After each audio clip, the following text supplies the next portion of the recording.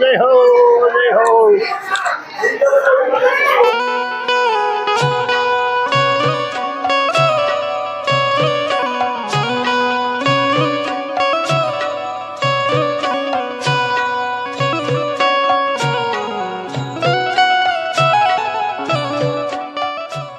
દેવતી કુંડ છે અને ત્યાંથી આપણે જે દામોદર ભગવાનનું જે મંદિર છે ત્યાંથી આવવા માટે તમે જોઈ શકો છો કે આ સીડી છે કે જેની અંદર સ્વયંભૂ ગંગા પ્રગટ થયેલ છે અને અત્યારે હાલમાં જે દામોદર કુંડ છે તેની એક્ઝેક્ટ બાજુમાં આવેલો છે।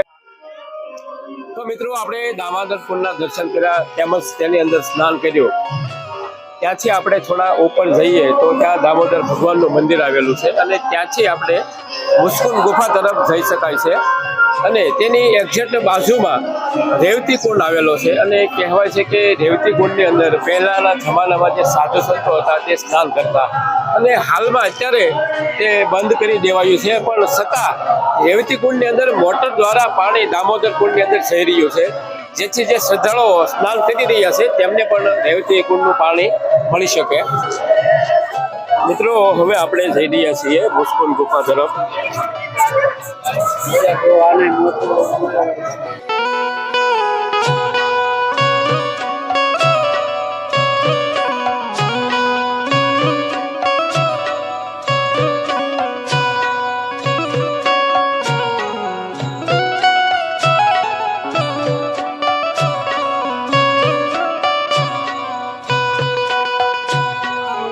ઇતિહાસ એવો છે કે ખુદ ભગવાન કૃષ્ણે પ્રાણ પ્રતિષ્ઠા કરેલી આ જે નીલકંઠ મહાદેવ છે એમની પ્રાણ પ્રતિષ્ઠા ભગવાન કૃષ્ણે 5000 વર્ષ પહેલા કરેલી, એમના દર્શન આપ કરી રહ્યા છો।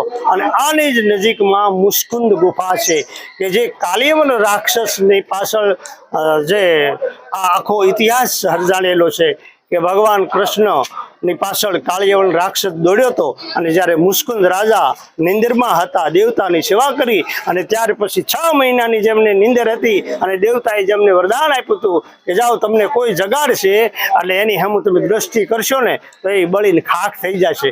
તો એમ કહેવાય છે કે કાળિયવન રાક્ષસ કૃષ્ણ ભગવાનની પાછળ દોડે છે અને દોડતા દોડતા ભગવાને એવી લીલા કરી કે જ્યાં મુસ્કુંદ રાજા જે સુતા હતા 6 મહિનાની નિંદરમાં દેવતાના વચન પ્રમાણે ત્યાં આવી અને પાછળ સંતાઈ ગયા અને એમની કાળી જે કામળી હતી એ મુસ્કુંદ રાજા જે નિંદરમાં પૂટ્યા હતા એમને ઓઢાડી દીધી। ત્યારે પાછળ કાળિયવન રાક્ષસ આવ્યો ભગવાન કૃષ્ણને મારવા તો એમને એમ કે અહીંયા કૃષ્ણ હોતા છે એટલે એને જા સાદર ખેંચી કાળી કામળી ખેંચી અને મુસ્કુંદ રાજા જાગૃત થયા અને દ્રષ્ટિ કાળિયવન રાક્ષસ તરફ કરી તો બળી અને ખાખ કાળિયવન રાક્ષસ થઈ ગયો। એ જ જગ્યાના દર્શન આપ અત્યારે કરી રહ્યા છો, નિહાળી રહ્યા છો। આવી પવિત્ર જગ્યા જુનાગઢમાં ગિરનારની ગોદમાં અત્યારે એ હરિખમ બાપુ ઊભી છે 5000 વર્ષ પુરાતની। જય હો જય હો।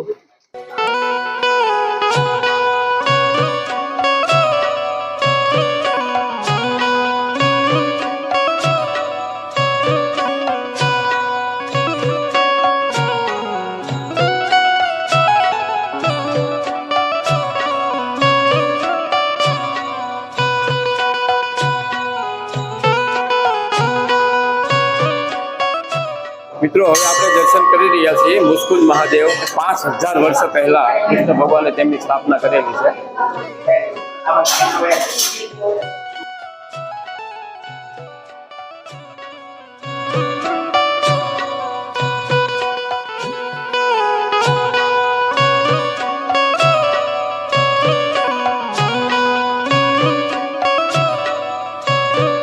અંદર પ્રવેશ કરી રહ્યા છે તમે જોઈ શકો છો કે આ મુસ્કુંદ ગુફા છે।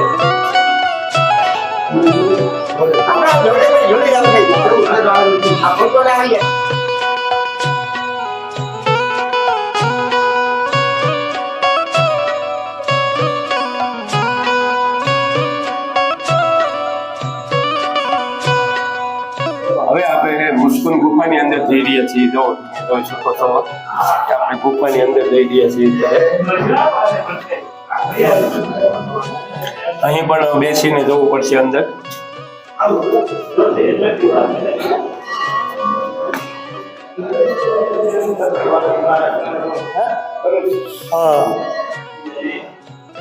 તો બોલો કૃષ્ણ કનૈયા લાલ કી જય. આપ નિહાળી રહ્યા છો કે ખુદ ભગવાન કૃષ્ણ જ્યારે હતા, જેમનો દેહ હતો, ત્યારે પોતાના હાથે જ જે આ લિંગની પ્રાણ પ્રતિષ્ઠા કરેલી છે એવા નીલકંઠ મહાદેવ 5000 વર્ષ પહેલાં ભગવાન કૃષ્ણે જ એમની સ્થાપના કરી છે. અને અનેરો લાભ છે આ લિંગના દર્શન કરવાથી. આ ભોળિયાનાથના દર્શન કરવાનો બહુ જ માધ્યમ છે. કારણ કે આ જગતની માલિપા જે ભગવાન ગીતાના રચયિતા એવા કૃષ્ણ ભગવાન જે પધાર્યા હતા અને સદેહે પોતે પોતાના હાથે જ એને પ્રાણ પ્રતિષ્ઠા કરી છે. એવી પવિત્ર અને આ તેજોમય ભગવાન શિવની લિંગ અહીં આપ દર્શન કરી રહ્યા.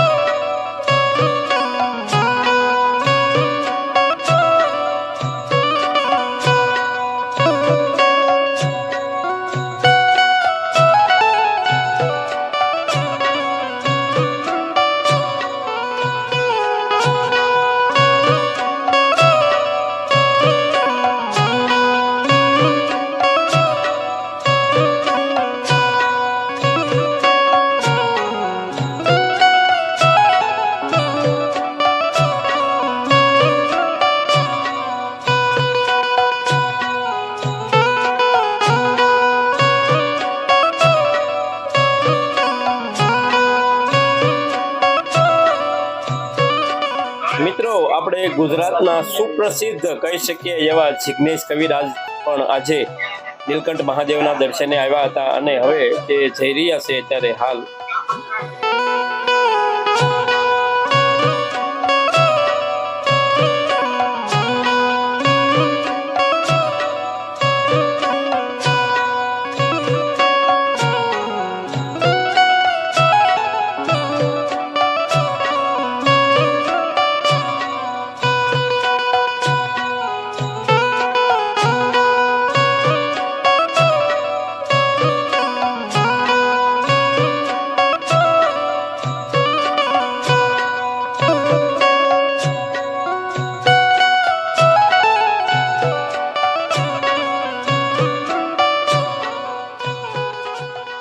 તો મિત્રો, અત્યારે હાલ આપણે જોઈ રહ્યા છીએ જિગ્નેશ કવિરાજ જો અત્યારે જઈ રહ્યા છે અને બાપુ તેમને મળી રહ્યા છે અને થોડી જ વારમાં હવે તે અહીંથી રવાના થવાના છે અને સાધુ સંતો બધા તેમની પાસે અત્યારે ગોઠવાઈ રહ્યા છે.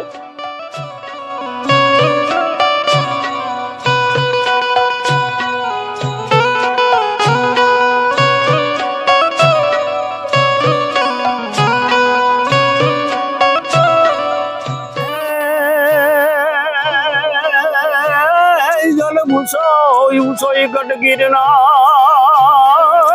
રે, હાથ ઊંચો ગઢ ગિરનાર જન વાદળ થી વાતો કરે, પણ